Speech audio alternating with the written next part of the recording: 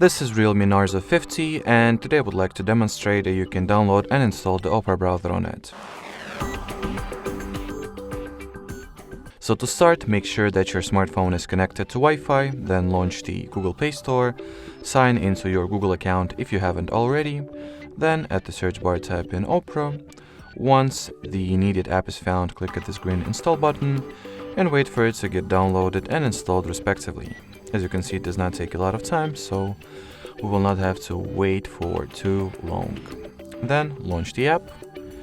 While opening Opera for the first time, it is required that you undergo a very simple setup procedure. So in here, tap at the blue continue button, then decide whether you would like to enable notifications for Opera or perhaps set it as your default browser app.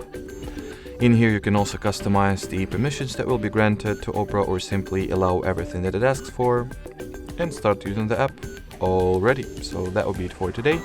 Thanks for watching and bye-bye.